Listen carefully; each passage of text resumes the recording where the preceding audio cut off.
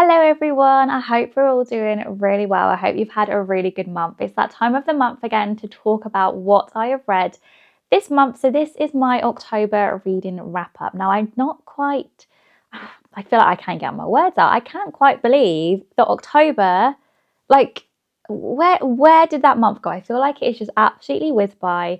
I'm not really sure where the month went, but here we are.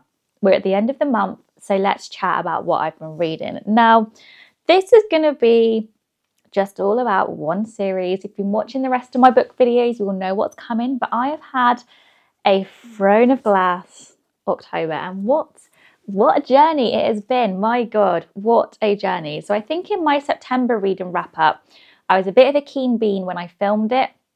And I filmed it like the second to last week of September, thinking I wasn't going to get much more reading done.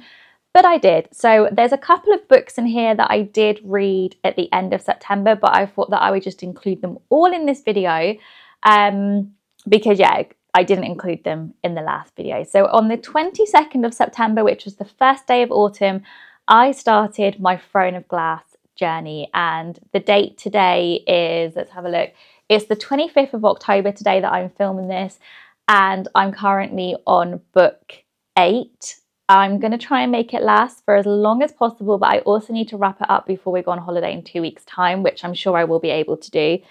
But yeah, just so over the past month, I've been reading Throne of Glass by Sarah J. Maas, and it's been incredible. I'm not going to lie.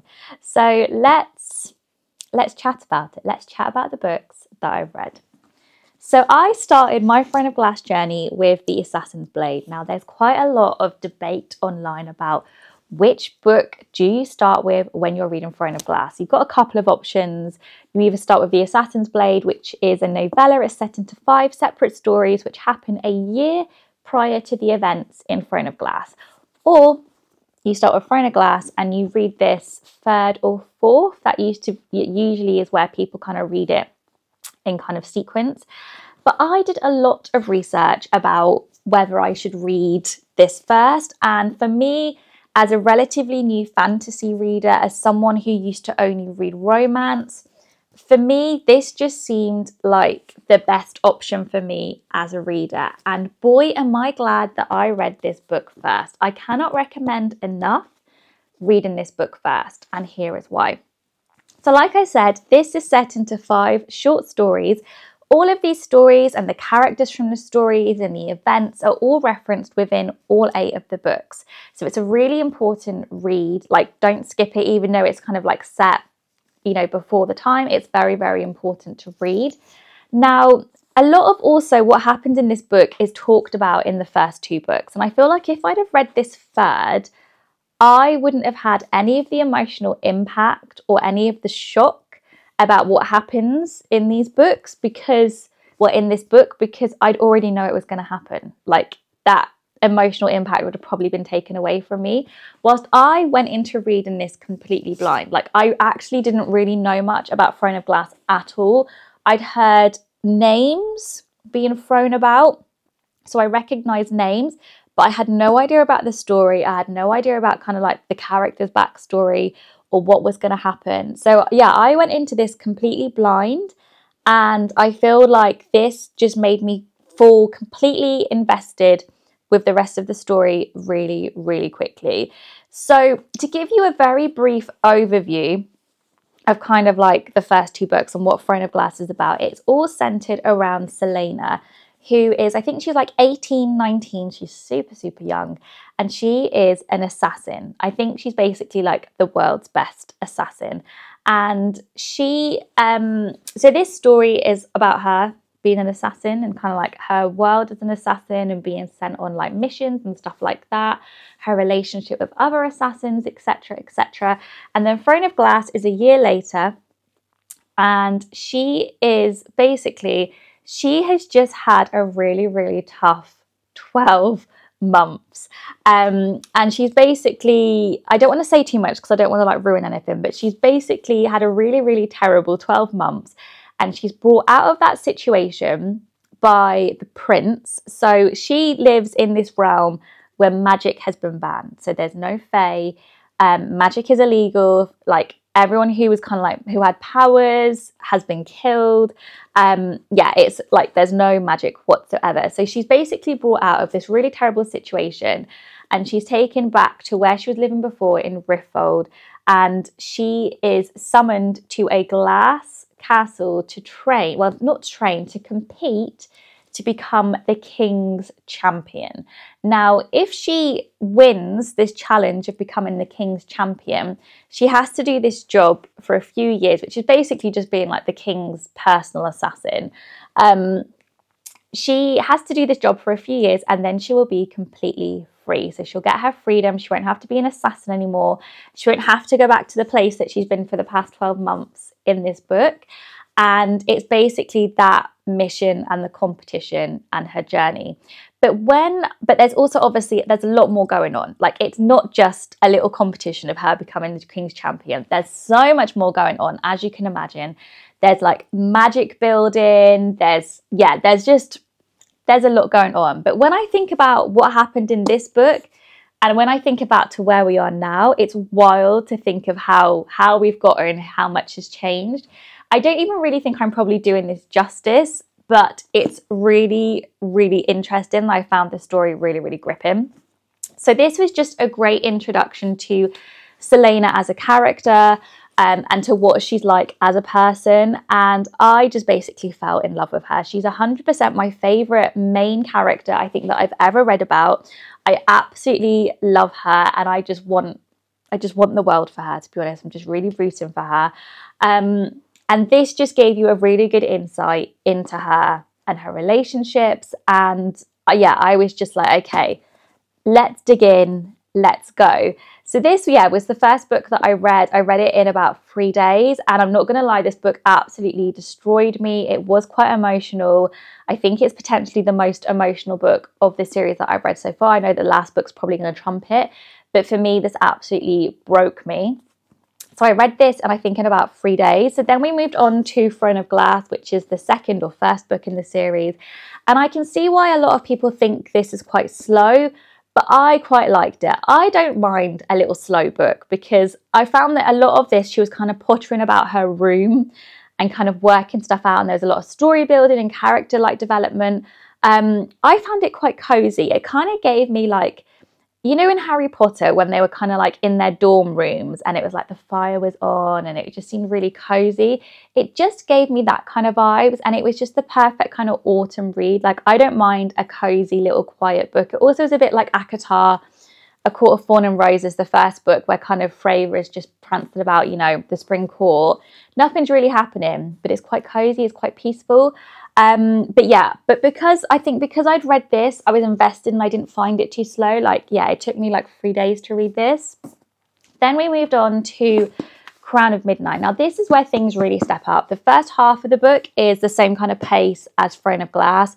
It's the same kind of setting, but then something really big happens about halfway through. And then, honestly, it all just absolutely kicks up a notch. There's so much action, there's so much drama, there's so many twists and turns, which I saw precisely 0 of them coming. There is a really, really massive twist at the end of this book that was so shocking to me that I literally put the book down and went, oh my God, out loud, which I don't think I've ever done whilst reading a book before, because it completely blindsided me and I did not see it coming at all. But this was really, really good. And I feel like this is where the story kind of really amps up. Then you move on to Heir of Fire. Now, I'm not going to lie, this is probably the most disappointing book for me out of the series, because I've kind of heard it was really good. I don't know if maybe I'd enjoy this more as a reread, because I feel like I'll maybe reread this and look back on things differently, knowing what I know now. But this, again, felt like the pace had gone from really fast, really action-packed, to suddenly being a bit slow again and not much happening, because we're in a different place. So it's world building. There's a lot of new characters introduced into this. And also this is a lot of, so from this kind of onwards, the first 3 books are basically just Celaena's point of view. There's a couple of other point of views like flitted in, but from here on out, there's multi-points of views. And that was a bit kind of like of a struggle to get my head around to begin with. We're introduced to new characters and kind of new like places that take us away from other characters. So you're a bit like, what is going on? Like, who are these people? Like, why would I care about them? But they're all very, very important to the story. So you kind of do need to pay attention. But yeah, this is kind of like a stepping stone book. Like, I feel like this is laying out the story for the next few books. It's laying out the characters. So it is an important read, but I did just find that the pace was quite slow and I was a little bit disappointed with it. I'm not going to lie. So then it was time to move on to Queen of Shadows. And this, hands down, I think has been, potentially, this has been one of my favourite books. Or maybe this and Empire of Shadows, my favourite book of the series so far. Because Heir of Fire was quite slow and, like I said, quite like focused on world building and character development, this then steps up a notch. We're suddenly back into a place that feels familiar, and although there's multi points of views and characters, all of the characters have got a lot of action going on. So no one's bit seems boring. It's like, okay, this person's here, this person's there, and there's lots going on. So I never felt bored or like skimming through any of the chapters. What I also loved was there's a lot of kind of female character development, female friendships, female bonding in this book. I feel like Sarah J. Maas is absolutely incredible at making you feel differently about characters. Like, she's very good at making me love characters that I once hated and hate characters that I once loved. Like, she's an absolute magician. And there's also a lot of characters and things referenced from the Assassin's Blade in here, which I absolutely love, because I was like, okay, I've been waiting for these characters to come back. I've been waiting to see where this happens, and it was really kind of satisfying. The romance also really kind of steps up a little. Oh yeah, so I meant to say this about this romance. So I was really like a bit nervous about starting these books because a lot of people say they're really good, but there's not a lot of romance. Like, it's a really small subplot, and that is absolutely correct. It is a subplot, but there is still romance in these books. Like, in every single book, there's still a little peppering of romance to just keep you kind of like satisfied. I used to be a romance girl. So yeah, there's definitely been like enough romance to kind of keep me happy. So yeah, so don't be put off, because there's like romance and relationships basically in each of the books. But this is where I feel like this is where the big romance starts, and this is where the slowest burn starts to burn. Like, honestly, I thought Sarah was like just trying to kill me, because I was like, just make them kiss already. But it was so good, like just so well done. But yeah, this was definitely one of my favorites so far. Absolutely incredible. So then we move on to books 6 and 7, which I've just finished this week. So we've got Empire of Storms and Tower of Dawn. So I read these as a tandem. Now, if you've not heard of the tandem read, that is when you read each book simultaneously. There's a chapter guide, so you basically just like switch at certain chapters. And the reason why this works is because both of these books are set at the exact same time, but just from different characters' point of views and in different locations. Now, I'm so glad that I decided to do the tandem read. You absolutely don't have to, but I thought it was an incredible way to read these books. Now, Empire of Storms, which is book 6, is so full of action. It's so fast paced, and the most biggest thing, it ends on the most shocking, horrendous, big cliffhanger ever. Like, I was literally in shock at what happened at the end of this book. And I think that if I'd have read the end of this book being like, oh my God, what just happened? And then I went straight into Tower of Dawn, which is a really good book, but it's a lot slower. There's a lot of kind of, again, world building, because we're in a completely new location. There's a lot of new characters. There's some romance building. I think that I would have skimmed a lot of this book, because I'd have been like, I need to know what is going to happen next from this book, because I don't think I'd have been able to have concentrated. But because I read these books at the same time and I was like chopping and changing, things happening kind of all related to each other, and the chapters just wove so seamlessly together. It worked really, really well. It was like I was just reading one big book. It didn't feel too overwhelming. It didn't feel like too confusing. It just worked so well. And I was really able to enjoy this book for what it was, because I was taking my time with it. I was enjoying everything happening at the same time. but I love these books. So yeah, so this one was just full of action, and also for my romance girls, we had so much romance in both of these books, and we had spice in both of these books. We have been waiting for it, and Sarah delivered. I love these. I think these books, they're very special, and I feel like when I was reading these two books together, it made me like, the obsession with Throne of Glass suddenly hit. Like, it was suddenly like, oh my God, all I can think about is Throne of Glass. All I can think about is these books. Like, all I want to do is look up videos, but I also don't want to because I don't want to spoil them.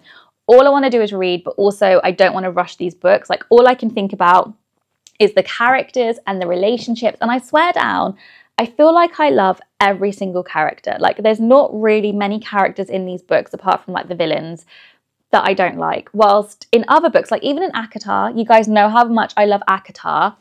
There's a lot of the characters that honestly I could give or take. Like even Feyre, she would honestly get on my tits sometimes. But these, like the characters in these books, like I actually like, I have such, like they have my heart. They literally all have my heart. So yeah, so that was a really, really fun read. Absolutely loved reading those, which then leads me on to my current read. And this is going to be, I guess, my last read of the month, because I'm going to try and make this last for as long as possible. Kingdom of Ash, book 8. So I'm currently like this much through. It's a big one. It's a big book, but we're going to try and make it, you know, last as long as possible. I've heard just so much about this book, and I really am quite terrified because I want to know how it ends, but at the same time, I'm like, I love all of these characters so much. I don't want anything to happen to any of them. And I just want them all to have a happy ending, but I know that's not realistic. And also, I'm not ready to leave this world behind. Like I said, I love the main character so, so much. She's incredible. I just want to be her. So yeah, and I just like, it's that sadness of when you get to the end of a book series and you're like, oh, I'm not ready to leave them behind, but I'm going to have to. But yeah, so this will be my last read of the month. Like I said, I need to get it read before I go on holiday because I don't want to be lugging this big heavy book away with me. But honestly, I have had such a good time this month reading these books. So how many books have I read? 1, 2, 3, 7. 7 books this month, which I think is pretty impressive, especially because some of them are quite chunky. I'm really surprised with myself at how fast I've read these books, but I've not been able to put them down. Like any spare minute that I've had, I have been reading these books because it's worth the hype. Throne of Glass is 100% worth the hype. I know it seems daunting because there's a lot of books. They're so good. If you've been on the fence about reading them, read them. I promise you will not regret it. I've done loads of Throne of Glass videos on my book talk, so I'll link that down below. I've done about the tandem read. I've done about the reading order. Once I finished Kingdom of Ash, I'm definitely going to do a Throne of Glass video, and I'll talk about the tandem read and like my thoughts on everything, because I know that I'm just going to need to like debrief what happened. But yeah, let me know what you've been reading this month, because I'm genuinely a little bit scared about what I'm going to read after Throne of Glass. I'm like, what is going to like live up to this series? Like, what can I read after? So if you've got any recommendations about what I read next, please do let me know. And also let me know what you've been reading, what you've enjoyed. Have you read Throne of Glass? What did you think about it? Let me know in the comments. Let's chat. But yeah, I hope you've had a really good October, and I will see you very soon in my next video.